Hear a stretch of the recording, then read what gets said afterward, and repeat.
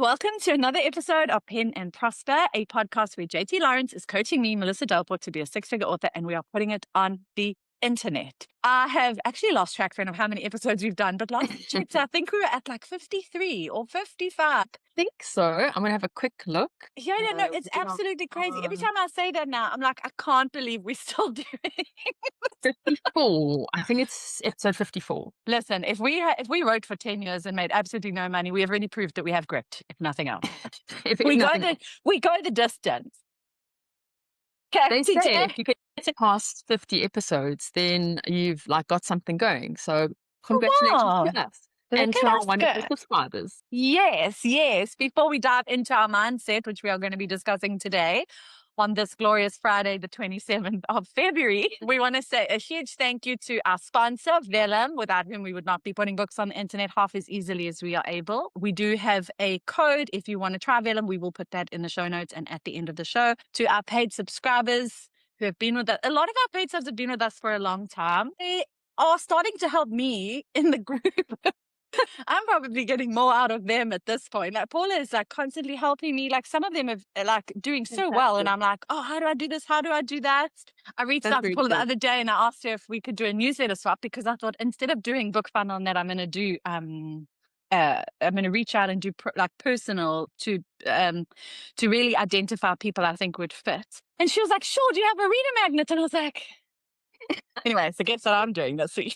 Well done, Paula. One of us knows what we're doing and one of us clearly does not. Thank goodness for you, JT, carrying the show. It's so great to have that little community, though. It's really, really great. And I see a few more people have joined the Facebook group, which is cool. Yeah. And we have a new paid sub.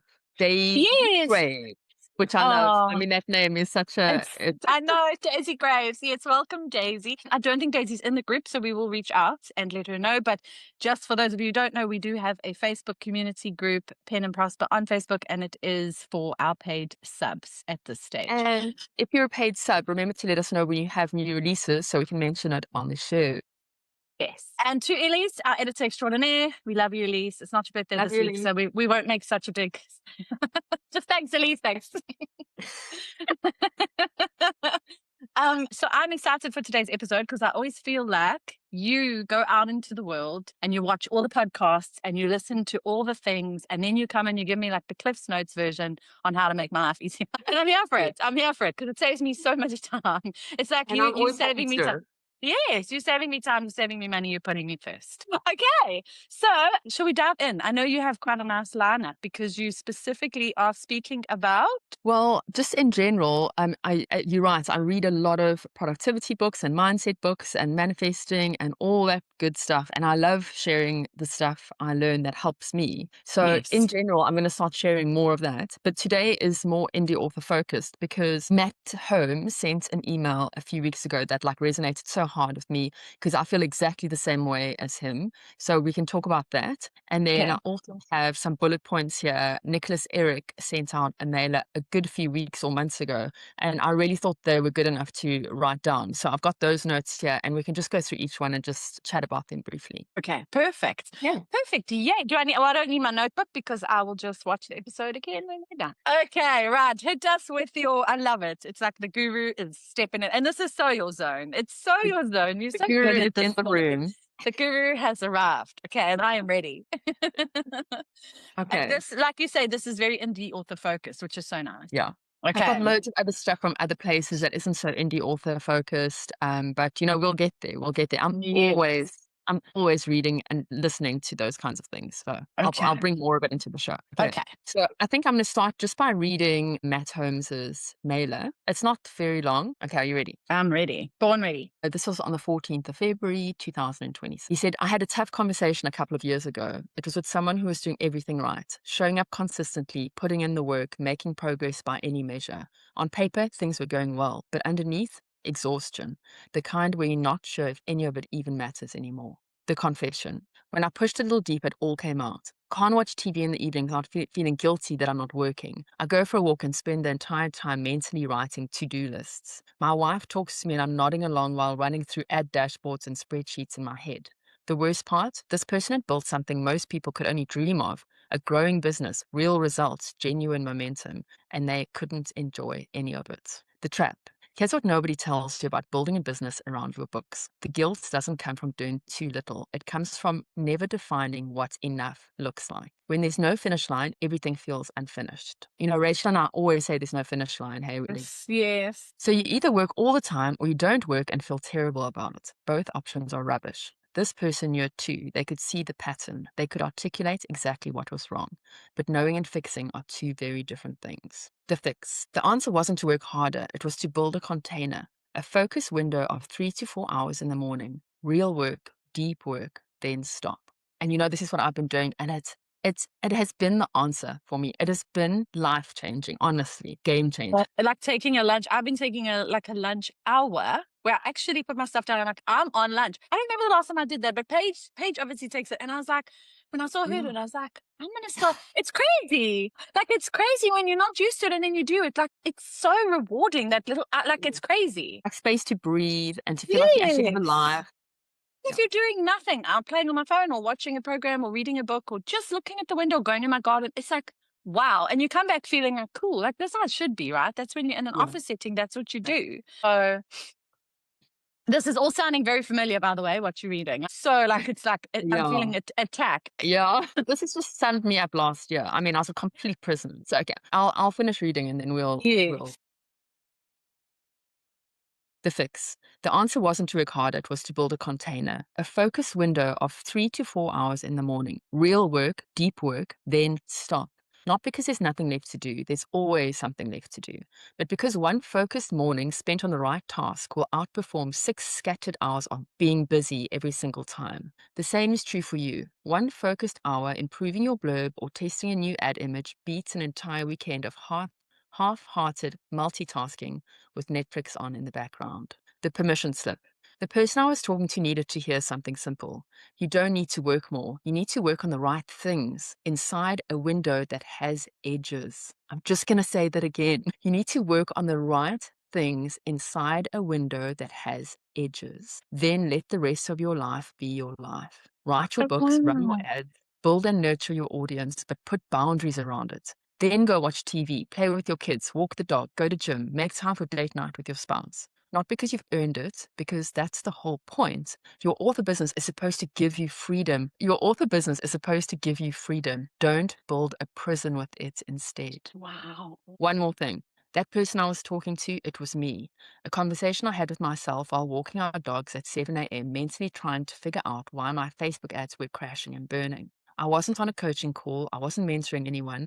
I was standing in a muddy field in the English countryside while having a full-blown strategy meeting with myself while one of our dogs was rolling in something she shouldn't. It was the moment I realized I'd built something good and completely forgotten to enjoy it. Today, I work 3 to 4 hours a day, not because there's nothing to do, but because I've learned that a focused morning beats a frantic week. It's not a productivity hack. It's just how I've chosen to run my life and my business. And it took that conversation in a muddy field to get there. If any of this hit a nerve, take it as your permission slip too. That's it. If anyone wants to know, go to matthewjholmes.com, sign up to his newsletter immediately. Because what a wise man. Yeah. I think he really is speaking for all of us, especially when you get to that tipping point that we talk about all the time. You know, before I started working, basically when you just dabbling, it's fun. But as soon as you start treating it like a business, it becomes all encompassing, doesn't it? That is all consuming, all encompassing, and it is easy to forget to like live your life. And I was definitely there last year. Like, I'm not saying I didn't have a great year. It was fun, and I did lots of convention-y stuff and lots of live stuff, and I had a really great year last year. But I was in this constant prison of like cash flow and not writing enough and not being productive enough. Even I was working all the time, foot always flat, and I still never felt like I was doing enough. And you're right, that finish line, it's like there's so much to do, and we've spoken about the author overwhelm before. There's so much to do. There are covers and there's edits and there's writing and there's Facebook ads and there's AMS ads and there's BookBub ads and there's applying for featured deals and there's sending out a mailing list and there's growing a mailing list and there's tracking your words, and you just get to the and you cannot, it's honestly, you feel like you are running up hill, like you just can't get on top of all of it. You just Can't. can't. You know, Oliver Berkman is brilliant. Please read Oliver Berkman's book. He's really brilliant. And he says, like, he basically says, like, there's no finish line, right? He's like, guys, we're all going to die. We've all got to find our time, a bit of time left. And guess what? That to-do list is never going to end. It just is never going to end. So what are you trying to do? Stop sprinting towards this to-do list, because it doesn't make any sense. I think it makes sense for, like, last year I was sprinting and so were you. But I think when you're building, when there's a season of building, you are working harder. You are, because you have to set up those things to, I wasn't earning enough money to, I wasn't basically even earning like a normal person's salary. I think I had to do that to get to a point where at least I was earning a living, right? Yes, Now, he's obviously, not saying don't be productive. He's definitely not saying yes, that. but don't kill He's just yourself. he's saying take that, like, that angst and that stress, like, oh my God, I still haven't done enough work. Oh, my list. You can be super productive. Like this year for me has been so productive. I've been so hyper focused. I got so much done, but without that prison of stress that I had last year. So it's not And it's about because of being your less time productive. blocking, eh? Yeah.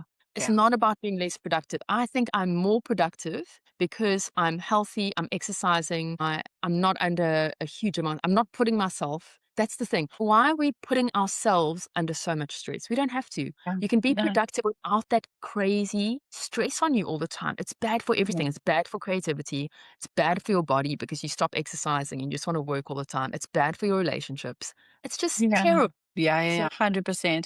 And I think this is a topic that we actually need to revisit probably once a quarter, because it's so easy to backslide.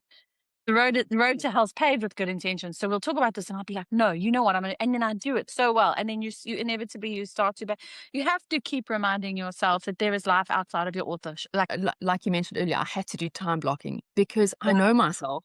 And I know that as soon as I finish a task, I move on to the next important task. And then I move on to the next priority. I'll just keep going. I'll keep going for flipping ever. If I didn't have kids saying, Mom, what's for dinner? Okay, that's you an just exaggeration. But like, no, it's not. If I didn't have a family, I would just work all the time. They are the guys who keep me like that in my life in a way. But with time blocking, it's so good because if you stick to your windows, you just get so much done. You get the right stuff done. And that at 5 o'clock on a Friday, you pack up your stuff. And I never used to do that. I would just work and work and work. And now I know, okay, 5 o'clock on a Friday, I have to get this done because that's when my session ends. And then I close up my stuff, and then I sit on the couch with my kids, which I never used to do, ever. I would always be at the desk. Are you still working on a Saturday, or have you stopped that now? I'm working on a Saturday, but the reason I'm doing that is because I take so much time off during the week now. I basically take off Wednesday and Thursday morning because I'm walking 2 miles to my yoga class and 2 miles back, and that takes 3 hours. And the other day I add weights to that, so it's 4 hours of exercise out of my work schedule. So I have to make up for it. Yeah, but it doesn't matter because it's balanced. But it's much more balanced now. Yeah. Yeah. Whereas before I would just work on a Saturday anyway. And you know what? Okay, it's a bad example now because your Facebook ads have been switched off, but take Facebook ads out of the equation. You time blocking and taking more time for yourself now, I guarantee you, has not decreased your income in any way. It's just decreased your stress.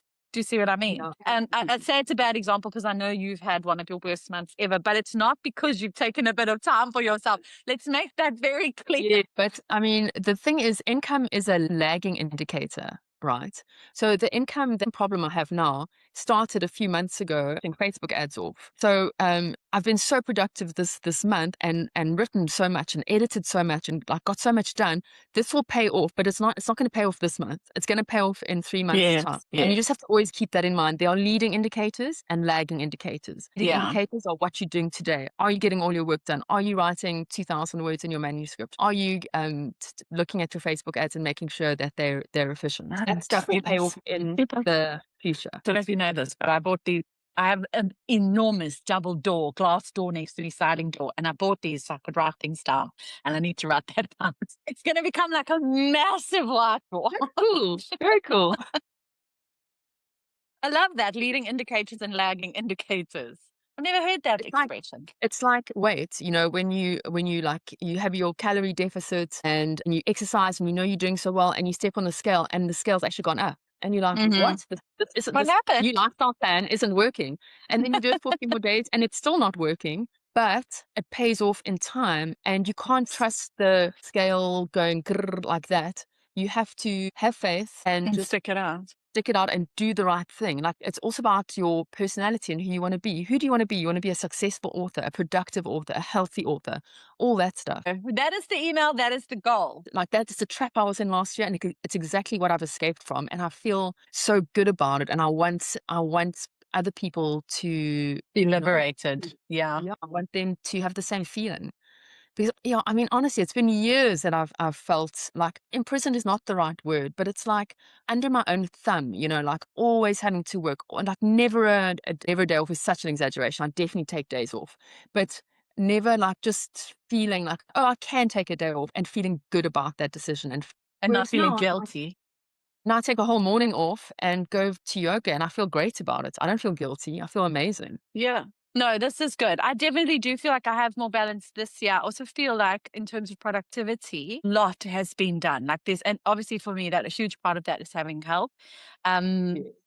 but I feel like big things have been big ticks, like, you know, Yeah. and I feel like I'm getting somewhere. Like I'm actually like starting to see a little bit of like clean air ahead where I won't be like completely Yeah. bombarded with tasks. So, I mean, not That's that there is a amazing. finish line, but yeah, I do feel like productivity's gone up and stress has come down. And also part of it is not going after shiny objects, right? Because I would be very busy and scattering my energy, and then a new shiny object, and then you do that. Mm. And, da, da, da. And yes, all that stuff does probably add to your author business because you're always pivoting and tweaking, and it's so good to be nimble, a nimble business, not like trad publishers. So you don't want to not to follow up on any of those little things that come your way. But you have to choose.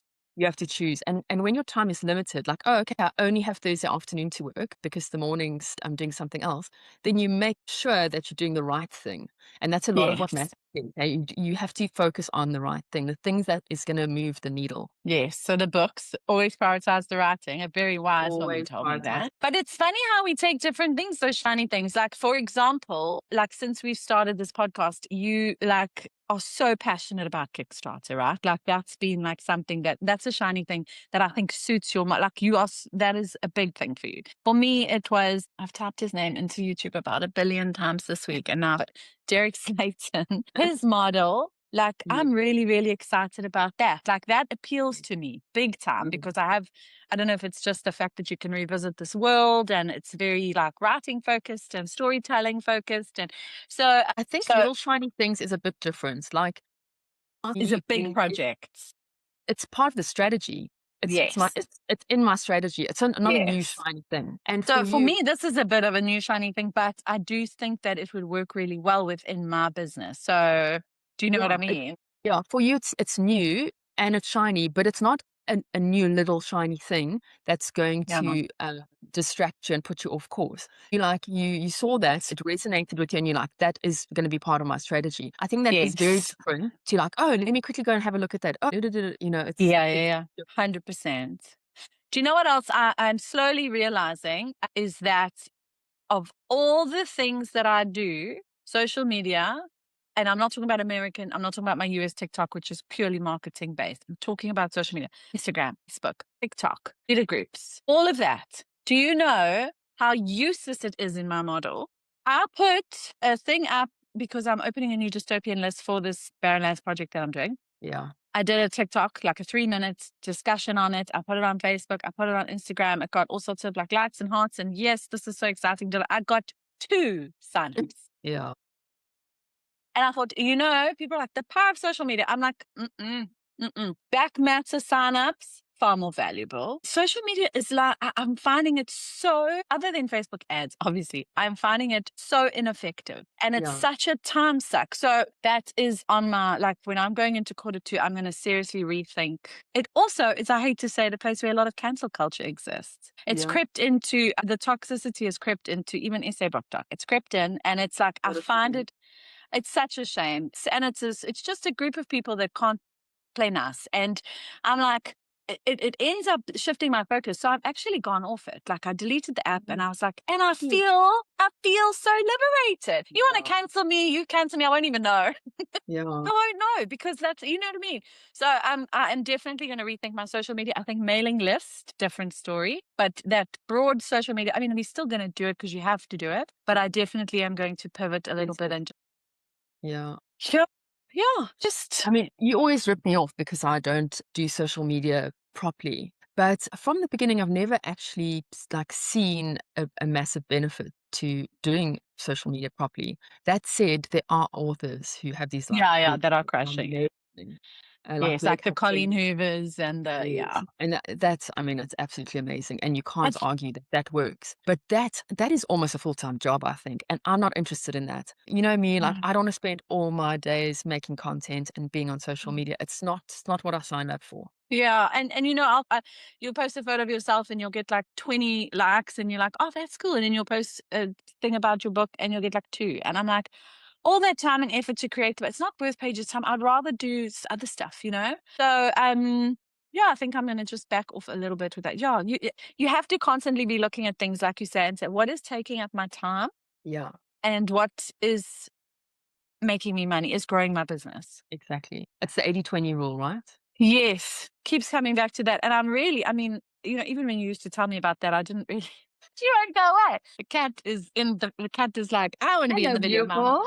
It was so funny. It's just like cruise. I was hoping she was going to be low enough. No, I'm here, lady. Yeah, I really am definitely shifting into doing. I'm far more focused now on the stuff that's going to make like money and grow the business than just the random, like you say, shiny things that are just fun to do. And like getting into bookstores, you know, that's always been like, right? People are like, yes, let's get into bookstores. It's going to be so fun. It's going to be so.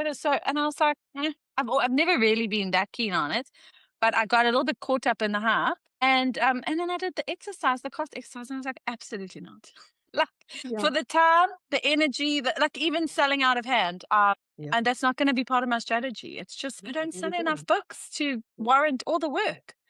Yeah, so I am finding like it's nice to start knowing exactly what I'm going to do. Brilliant. Look at you. You're going to be a strategy queen. Strategy queen. We would just like to take this time to tell you guys a bit more about Scribe Shadow. JT and I use Scribe Shadow tirelessly. We do all our translations through the app. It is incredible. Scribe Shadow is a perfect partner for indie authors who don't want to leave money on the table. They use cutting-edge AI to make novel translation fast, affordable, and super easy. In just minutes, your book can be translated into over 19 languages, and that is growing all the time with high-quality results ready to reach readers everywhere. And this isn't some faceless tech giant. Scribe Shadow is a small family-run team with indie roots. They've been in the trenches running a small publishing press, so they get the author grind. That's why they built a tool that's practical, budget-friendly, and designed with indie authors in mind. Plus, they offer cover creation, audiobook translation, and a simple one-credit system for everything. Best of all, you keep full rights to your work, and your books are never used to train AI. Scribe Shadow has been very generous and given us our very own coupon code, which gets you 30% off your first month of using the app. If you are looking at getting into translations, please would you consider using Pen and Prosper 30. That's PENANDPROSPER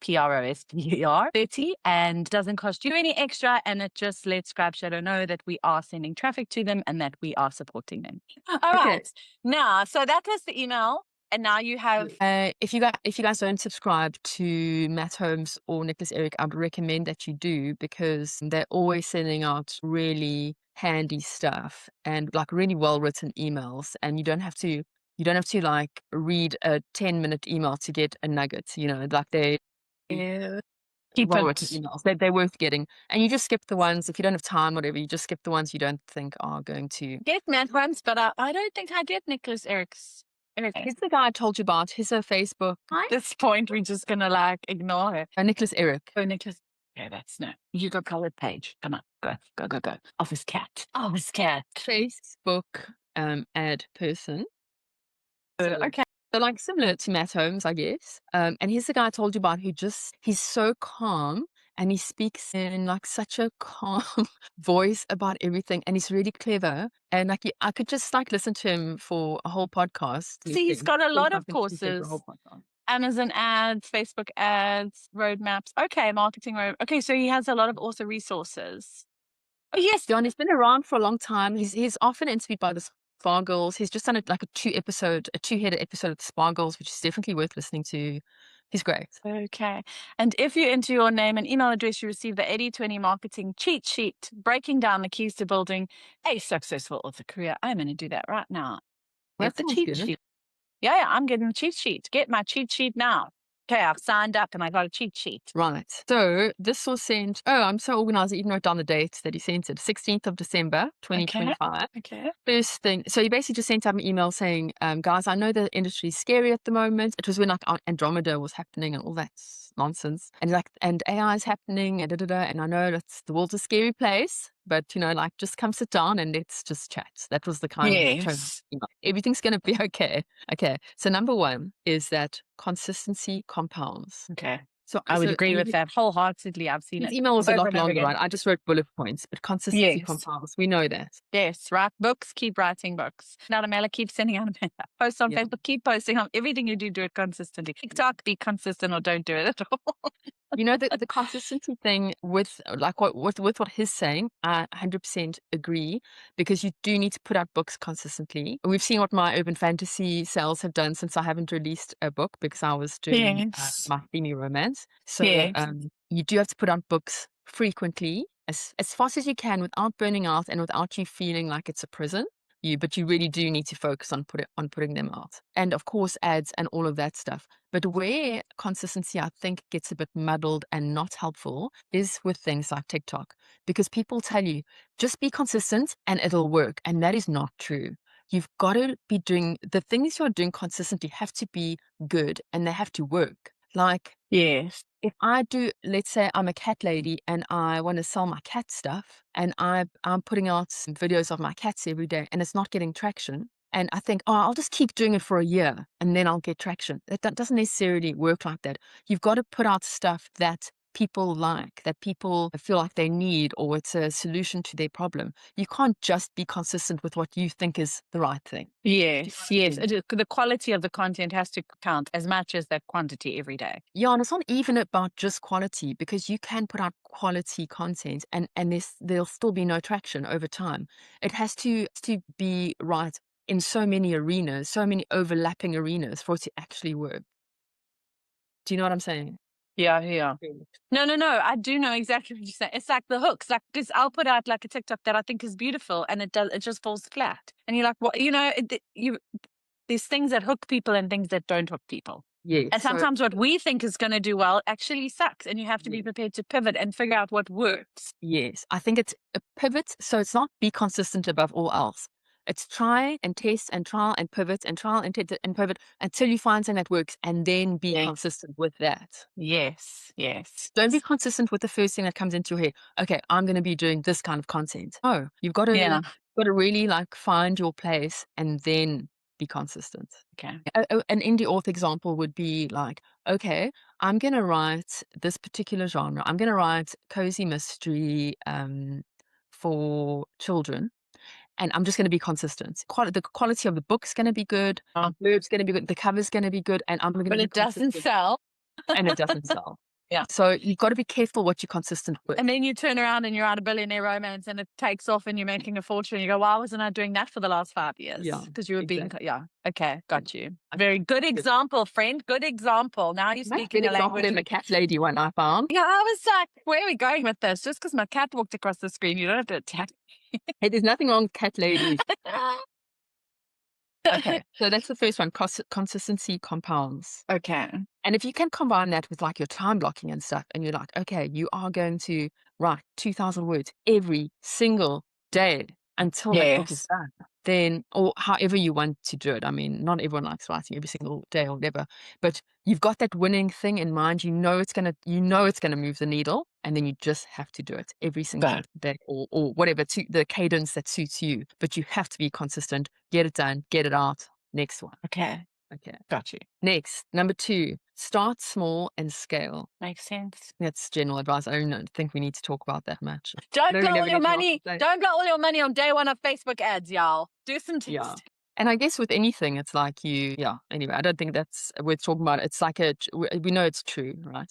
Number 3, reflect on your actual goal. So this goes back to our strategy, right? Like, what is our actual goal? Is it to get into bookshops? Is it to be a New York Times bestseller? You know, like, what is your Yeah. actual goal? It's different for everyone. Yes. And then make sure your strategy lines up to that. Like, my goal for the year, health equals wealth. So I want both, and I know I'm going to need a balanced life to make it work. And then you do your time blocking accordingly. Okay, so you want to be healthy. So what in your schedule needs to allow for that? Yeah. You know, you can't just say like, "Oh, I'm going to be healthy this year." You've got to put it in your schedule. Yeah.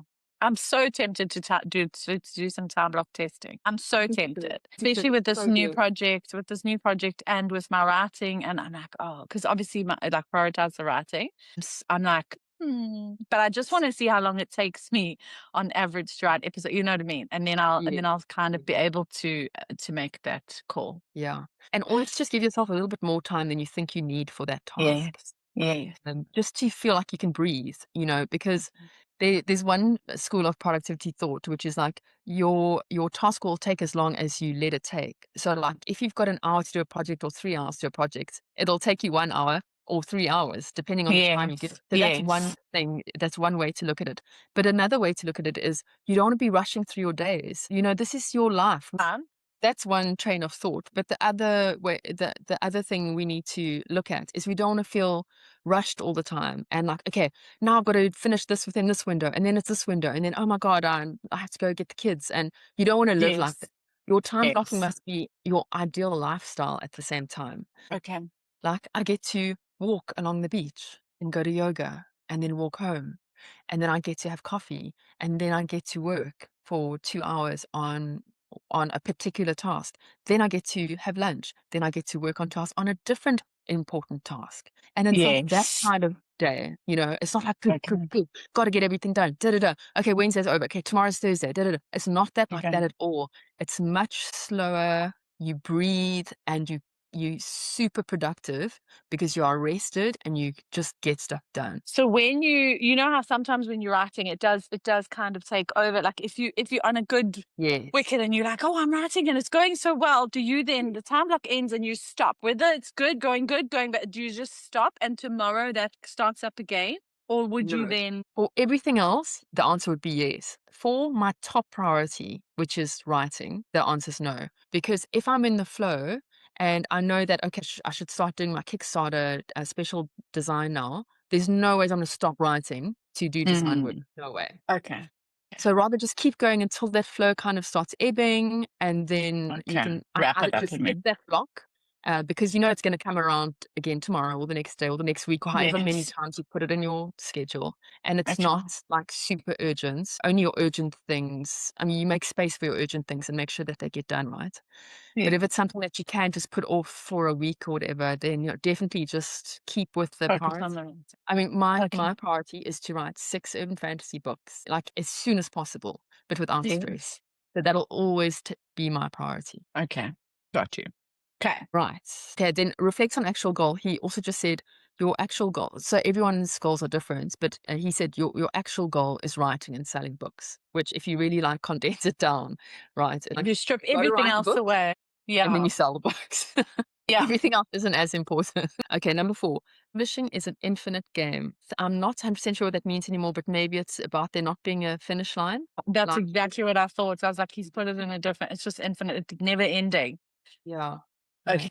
So there's no reason to stress and to kill yourself because there's no finish line, as we said before.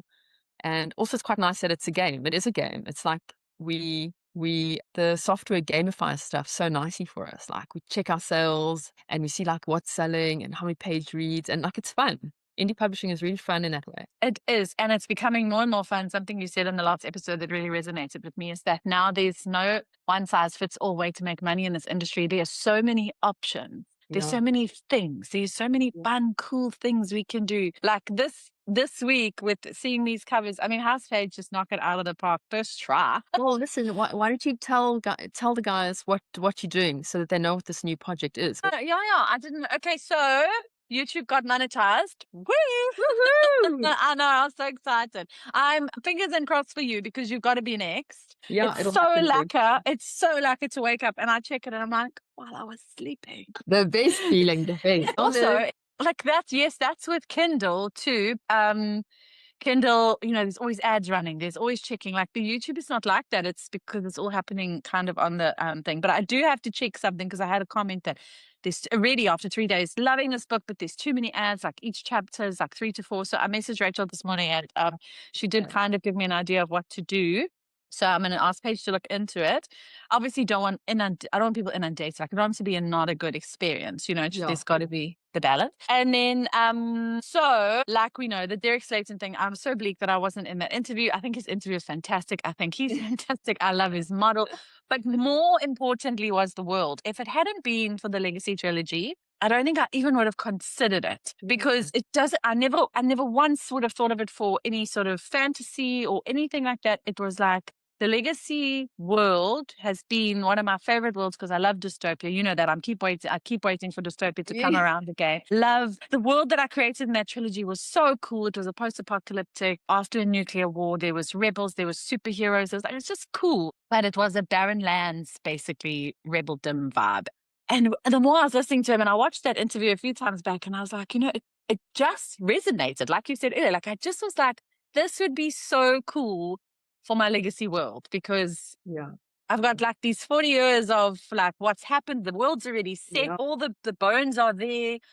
And you can dip into any point in the country and any different characters that are surviving and make different serials and different, all within this one world. And I love PA branding. Like I love the covers. I love I just love it. So that is what I'm doing. So I am going to do a series of books that is going to basically go from when the war happens and meet up to where the Legacy is set, which is 27 years later, of different groups of people and what's happening in different parts of the country. And then it does all eventually tie back into the original trilogy, but you won't have had to read the original trilogy to follow this. And I'm going to use Derek Slayton's approach and put it on YouTube and on Red Circle and on KDP. Brilliant. As like an episodic, And I'm so excited. I've written book 1. I have a cover for book 1. We are doing the YouTube thumbnail. Like, it's just so cool. It's like, look, it's going to cost me a bit because obviously, I use clone voices with 11 Labs. So real people get some money. And so it does cost. But now that YouTube's monetized, it's the perfect time to do it. Yeah. So I just love it. And it's because of that world. That world's always been so close to my heart. So we're going back. And then are we gonna put some of those together and make an audiobook and put it on Findaway and that kind of thing? Yeah, 100%. I can even do that. You can do shorts. So I will put it on Red Circle, like you said, as a podcast, which goes to Spotify and Apple. And then because I think podcast is probably better because it's shorter form. Mm-hmm. And then Findaway is the same sort of thing. So I'll upload it everywhere. I was just wondering if you could monetize it further as an actual audiobook, like through Well, I could probably do got you, maybe. Because you're going to have the audio files, you may as well put it everywhere. Use them, 100%. Yeah, we haven't even done my other stuff on Findaway yet. We've done it on, it's all projects. It's on the book. It's on the quarter board. But so I will look at that, but I'll start with Red Circle and YouTube and KDP. Yes. And then see. I mean, I have a good feeling. It's weird. It's like I spent so long making so little. And now that you almost become so easy. Yes. And I remember you saying in one of our very first episodes, when you write a book to market and you do everything right, you're going to be surprised how easy it is to make money. I remember you saying that. I remember thinking, oh, easy coming from you. You make your money. I'm so poor. And now I'm like, it is like if you have a strategy and if you know what you are doing, and I think that people are too precious about things. They're precious about their covers. They're precious about their stories. They're precious about, and that doesn't work. It doesn't work. Not in this industry. No, you have to be prepared to, if someone says that cover sucks, it's not going to work. Listen to people who know and change it, So, anyway, so that is what I'm doing. And I'm very, very excited. Yay! I need anything. Okay, awesome. And that money's coming in every day. That is so cool. And you're not spending any money on advertising. So it's just profits. Isn't that amazing? It's not after you pay off the narration cost. Yes, which I probably would have incurred anyway because I don't have any audio and I have to put them onto Spotify and that anyway. So Yeah, it's very cool. I also have definitely noticed quite a big increase. People are definitely listening to books one, my full length audio. I'm only putting book ones on YouTube, and I'm definitely finding a lot of people are going and finding them on Kindle. Brilliant. And I didn't think that would happen, but and I know that because people have commented, and we've seen the like Shannon, we've seen the lift in this. And we're like, oh, that's amazing. There, I thought I'd finally cracked the US market in Facebook ads, but it's coming from TikTok and YouTube because I lowered my ad. My ad is running at $3 a day, and it doesn't matter how low I make that ad, the revenue still comes in. I'm like, oh well, I didn't crack the US market in Facebook ads, but it's okay. I also had someone on YouTube comment saying, I've just bought the box set from Audible. I mean, I don't know how many sales come from YouTube. Person series, I think, is great tool. And then also with this new project, we've opened a dystopia only mailing list. That was where I got 2 signups on local TikTok, but we are obviously going to put in all the show notes and all the back matter. And I'm going to see, I'm so interested to report how quickly that grows. People like, if you want to be notified when new episodes come out, then I'm very interested to test it. So in a few months, I'll be able to do a whole report back on it, like, because it's quite a big project. Yeah. Oh, I am excited. I'm so excited for that, and you're so excited for Kickstarter. And I think that is the only thing that's really detracting. Other than that, it's the writing. I'm writing. Have you seen? I'm back on the Word Wars 2000. Yes. Like, our Word Wars people are showing up. I'm loving it. Yeah. There's so many people on the Word War sheet now. Everyone's writing up a storm. I'm editing, so I feel very left out because, I was winning so hard. You're still winning. But Rachel has entered the chat, friend. I think you're toast. Oh, yeah. I think you are toast. When she comes in, it's like, okay, we'll just... Yeah, she's probably overtaking me while we're filming this podcast. So I can tell people that I finished my book. Oh, yes! 113,000 words, Delport. The longest book I've ever written in my life. I can't believe it ran that long. I actually can't believe it. It was supposed to be 80K. And I'm like, oh, so now it's going to be 100. So now, strategy-wise, are we still going 6-book series, or are we going to lower that to keep it a... No, maybe it's a trilogy now. I'm not sure. The world is my oyster. No, I really don't know. Like, how can I not do a 6-book series? It's like so me at the moment. It's like, that's what I do. Could do 6-book, and then you could just do 2 box sets. Part 1, part 2. Or I could have an open-ended series that doesn't end. Even though completed series do sell better as a box set, I could keep it open and just keep writing it. Adding. Well, so I want to keep things open to see. And you see that? I think that's a little bit of Derek Slayton in there. It's talking to you because it just keeps going. I actually thought of Charlene and Hartnady. Yes. I was thinking of this because she was like, why are you guys obsessed with finishing the series? And I'm like, because people love to buy a complete series. She's like, well, you can just keep on making more money. Just keep writing the same series on and on. I could have kept writing in Curse Breaker. I still love the character. I could have kept going. Blood Magic, I think I was a bit sick of her voice. I wouldn't want to keep going. But I could have had maybe a 12-book series instead of, this is all in theory. A 12-book series and 2 6-book box sets. Or I'm not explaining this very well at all. But instead, I think it would be a wonderful test. Yeah. To have 12, see if you can fire ads to book 1. Now you've got 11 behind it, and then you do 2 box sets, and all you have to do is funnel to the 1, and then if people go buy the second because it's the rest of the series, I mean, just a huge undertaking. But if you think there's no deadline, because I could write this series for the next 5 years if I wanted to, like Derek does, and if I don't want to, that's also fine. Or you could be like George R.R. Martin and just say, I don't feel like finishing it anymore. Why should I finish it?